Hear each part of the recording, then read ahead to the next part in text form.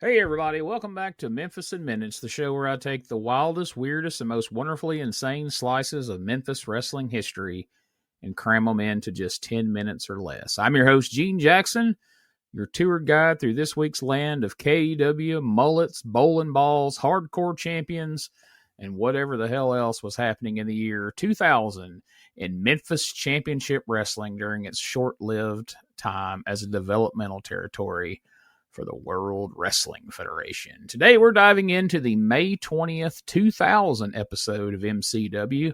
And folks, this is a stacked show. We've got the Mean Street Posse, we got the K.A.W boys, we got Bobcat, Jasmine St, a referee who turns out to be a competitor or something to that effect. We'll see how that all plays out. Fabulous Rocker comes out, issues a challenge. It's answered by someone he probably doesn't expect. And a main event that proves Bitty Little is either the bravest man in wrestling or the dumbest. Or maybe both. I don't know. We'll see. Get ready. K.A.W crew kicks it off. We open with Bull Payne, Todd Morton, and their eternally inebriated referee friend, Alcoholic. Bull Payne warns the Main Street Posse that he's going to kick their teeth down their throat and that Alky is going to be their partner. And that's an unfamiliar spot for Alky. We're used to seeing Alky as a referee since MCW has started. He's been a manager for Todd Morton and Bull Payne.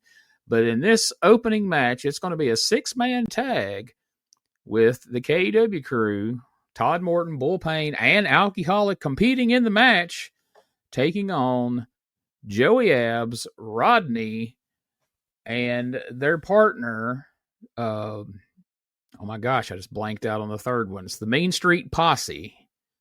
And I can't believe I just forgot the third one's name. But anyway, it'll come Pete Gas. There you go. Pete Gas, Rodney, and Joey Abs, the Mean Street Posse. So the match starts. Of course, Alky refuses to start. He refuses to tag in. Lance Russell suggests that's a show of cowardice. David Jett swears it's just because he's too dangerous to be unleashed on these WWF boys. So there you go. And I don't know. I'm having fun watching these MCW shows with Lance Russell as the play-by-play guy and David Jett settling into being the color commentator with a bit of a heel lean. I'm liking it. He does a really good job. We'll talk about it later in the show, but he does a good job at different times of helping get over a lot of these guys and a lot of their gimmicks and stories that Lance may not necessarily be familiar with. But anyway, this match starts. A fun brawl breaks out to get it going. Pete Gas looks shockingly competent here compared to what we saw in the WWF a lot of times. The K.A.W crew looks good here as well. Bull Payne eventually lays out one of the posse. He tags in Alky, who immediately goes for a big splash and misses, allowing Rodney to come off the top rope with a big elbow drop. He gets the pin on Alky. The posse wins. K.A.W cries sabotage, and this show is off to a tremendous start. Great way to slip a win over the K.A.W guys here, using the manager to eat the pin. The posse gets the win. The K.A.W boys look good during the match, and it doesn't hurt them a bit for Alky to get pinned. Solid opener here, and I like what they're doing with Bull Payne, Todd Morton, and Alcoholic here at MCW. Then we get a promo from Jim the Anvil Neidhart, Curtis Hughes, and the Southern Heavyweight Champion, K-Krush, who you may know better as R-Truth or perhaps Ron Cena. But they're going to be challenging in the main event Jerry the King Lawler, Bill Superstar Dundee, and, well, Lawler and Dundee are still looking for a tag team partner. So we'll see how that turns out as time goes on. Next up, we've got the Mullets taking on the Kingpins. The Mullets, Ronnie James and David Lee. David Lee being our friend, the Hellraiser, Buster Johnson, who's been a guest on Retro Wrestling in the past, reviewing an episode of K.A.W. Great guy. He's very active on YouTube. Got a lot of good content out there. Make sure you check him out. That's Buster H.R. Johnson on YouTube. But the Mullets, they are referred to as the Monsters of Rock, the self-proclaimed greatest rock and roll tag team ever, depending on who you ask and depending on if Ricky Morton's within earshot. They take on the Kingpins, two big dudes who carry around a bowling ball in a bag.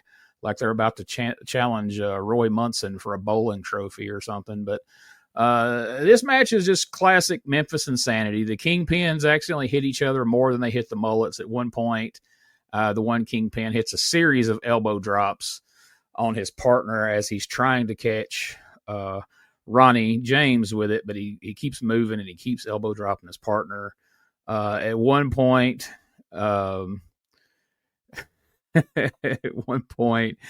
Hellraiser hits a clothesline. David Jett announces that he wanted the fans to know that clothesline was dedicated to the ladies. David Jett also points out that he's been told that during this match, if at any point the Kingpins start to take over on the Mullets, it's time to premiere the world premiere music video from the Mullets. And guess what? At one point, the Kingpins actually do start to take over, and immediately David Jett pitches to the video, which Lance Russell tries to stop, but we go to the music video. Now, if you watch this episode on YouTube, unfortunately, it's a silent video because I guess it was some licensed music they used and it got taken out. But despite not having any music, the video itself is tremendous. It's a great throwback to the old 80s music videos with the Memphis tag teams, where you put them in different locations and have them point to the camera. This is a great throwback to the old Rock and Roll Express and Fabulous Ones. You don't have the ambiguously gay aspect of the Fabulous Ones videos, but still, they nailed it. I wish we had some music, but still, it's still fun. Check it out if you can find us on YouTube. You can. It's over on the Retro Wrestling Archive channel. Again, it is the May 20th, 2000 episode of Memphis Championship Wrestling. Anyway, the video wraps up. The match resumes. The chaos continues. The Mullets hit a good double team move off the ropes where Ronnie holds up with one guy. David Lee holds up the one guy. Ronnie comes off with a big clothesline off the top rope. David Lee, a.k.a. the Hellraiser, puts the Kingpin in the buck for the pin.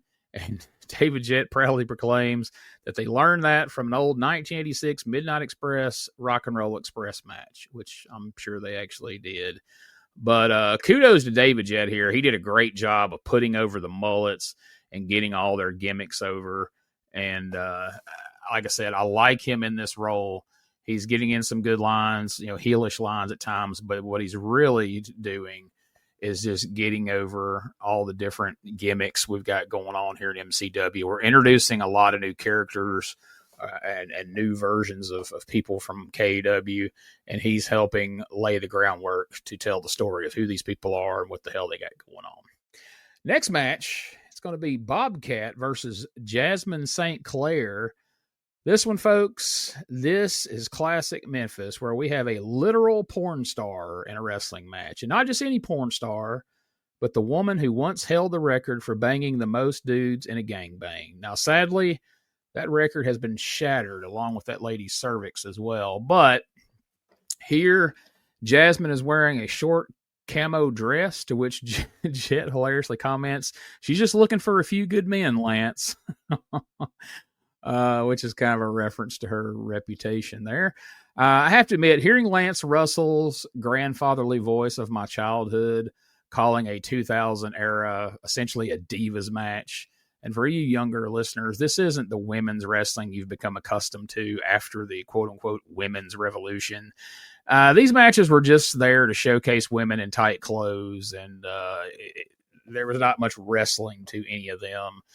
And I will say this, if today's AEW cameramen were shooting these matches and these outfits, they'd be thrown off TV now if they got in the kind of shots that they do here. Although you really can't, the production on these shows, let me just say, these early MCW shows leaves a lot to be desired. I mean, at one point when they first cut to Lance Russell and David Jett, if I didn't recognize their voices, I don't know if I'd have known who they were. It's so freaking dark. They're barely lit.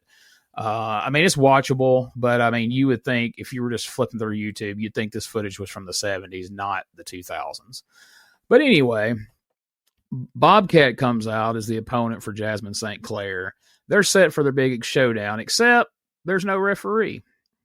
We get both women in the ring. We're almost ready to ring the bell before we realize, hey, we don't have a referee. After a few moments of confusion, the cat, no, not Ernest Miller, but Stacy Carter, comes out in some short shorts and a referee shirt and announces that Bruce Pritchard has appointed her the referee. So, I mean, this match is less pro wrestling and more, Jerry Springer in a ring. They fight. Cat refuses to count pins.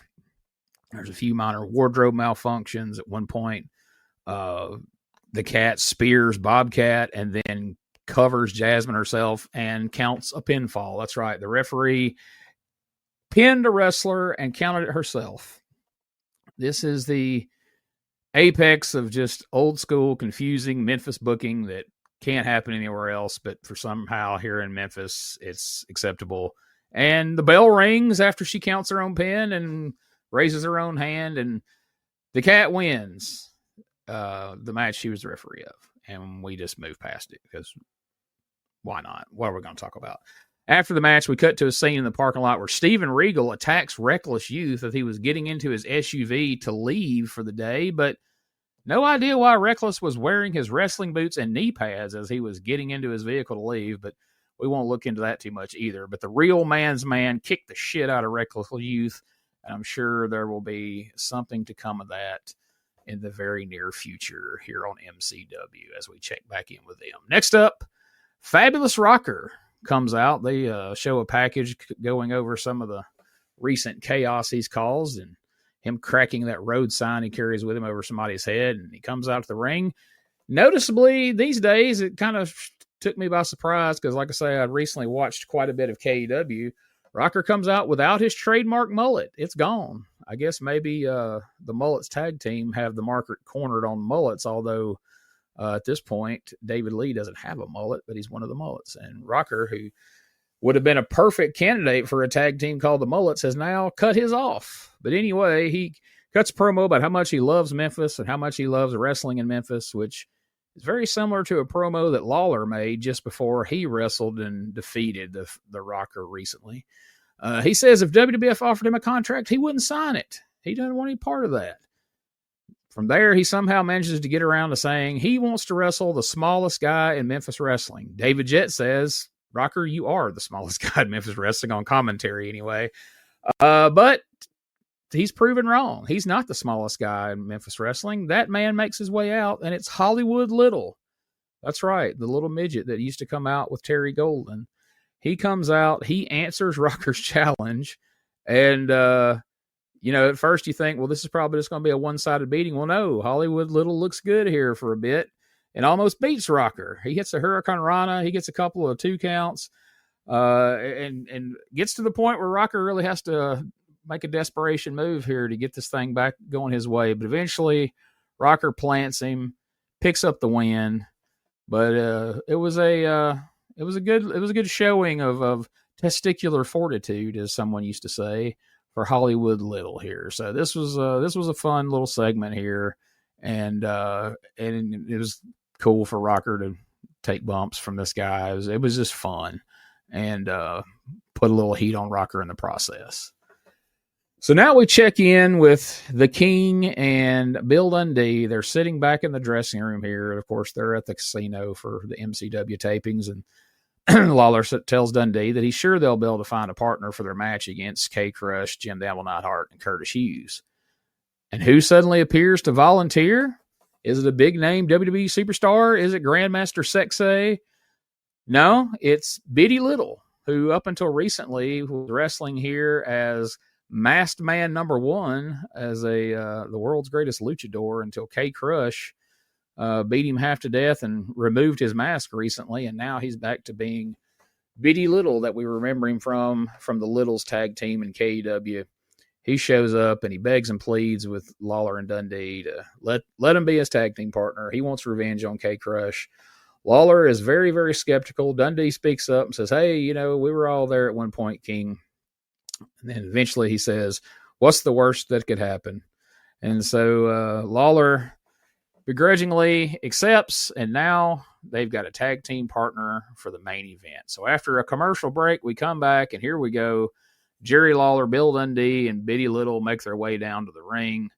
Lawler asks Biddy on the mic if he ever expected to be teaming up with the King and the Superstar, to which Biddy says no. David Jett agrees on commentary that he too did not expect to see this. And then K-Krush, Jim Neidhart, and Curtis Hughes make their way to the ring.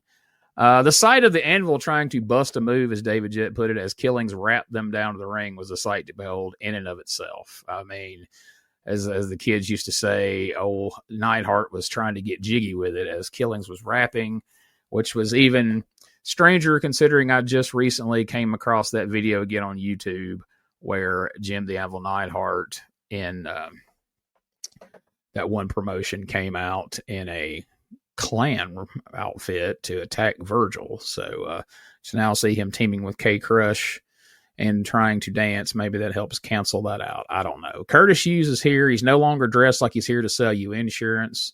This being the year 2000, it looks like someone took him to the mall to Gadzooks and got him some fresh new gear here. So that's a good look for him. And of course, Jim the Anvil Neidhart still wearing his Heart Foundation gear here. If you love heat, if you love cutting off the ring and heels, keeping one guy in the ring for about 7 to 10 minutes, well, this is the match for you. Lawler starts off briefly. They switch it out a little bit, but eventually Biddy Little gets tagged in and just starts to get destroyed. I mean, just obliterated for an uncomfortable amount of time. K-Krush hits dancing kicks and splits. Hughes hits massive slams, and Neidhart just folds him up like a lawn chair. Every time Biddy Little gets a tag to Lawler Dundee, the referee misses it because, that's old school Southern wrestling psychology, man. That's how it works. Finally, though, eventually, after what seemed like forever, Biddy Little finally gets a chance after moving out of the way of a leg drop, lunges over, gets the tag to Lawler. The casino crowd wakes up and goes nuts. Lawler starts cleaning house and ends up knocking K-Krush out of the ring. He goes over and runs K-Krush's head into the announce table, and the show goes off the air with a big chaotic brawl with the ref throwing things out and the announcer saying, "We are out of time." And there you have it, another exciting Saturday morning in Memphis, back on May 20th, 2000. It's Memphis Championship Wrestling. And this was perhaps the only show in history where a referee pins a wrestler in a match where they were actively the referee of that match. The only show where a mullet music video interrupts the middle of a match. And the only show where Hollywood Little nearly pulls off a singles match upset. And then, of course, absolutely one of the only times Biddy Little gets to main event with the King and the Superstar and somehow lives to fight another day. It's a heck of a show. It's on YouTube, as are all of the Memphis Championship Wrestling shows from 2000 and 2001. A lot of them are very fun. I suggest you check them out. I enjoyed this one. I intend to review more of them here in the future.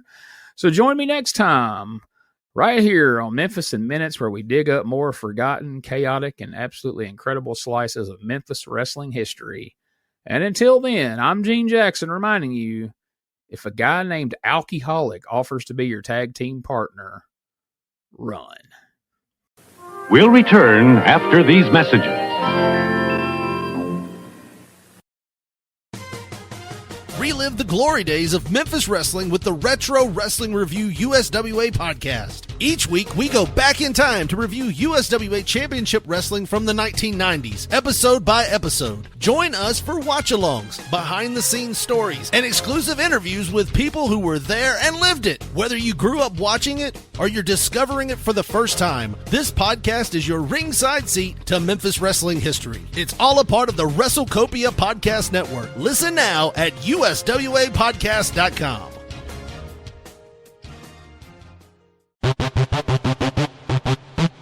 Ladies and gentlemen, welcome to Give Me Back My Pro Wrestling, the podcast that's based on the old school but can still help you find the good stuff from today.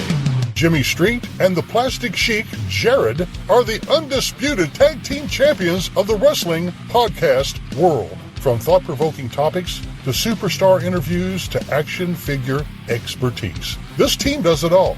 And all they ask is, give me back my pro wrestling!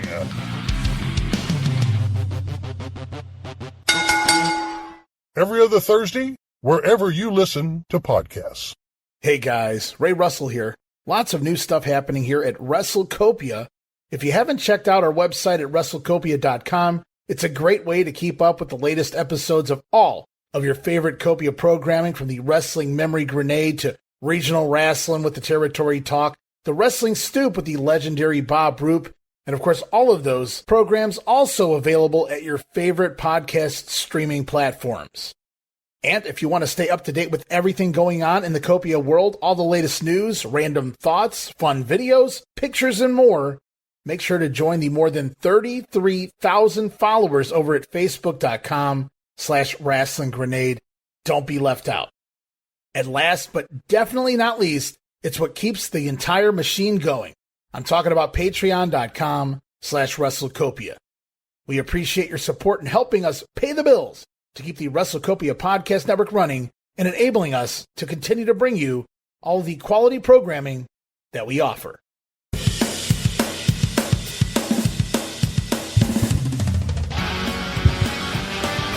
Tired of the same boring wrestling podcast? Need something with attitude, chaos, and maybe just a little cussing?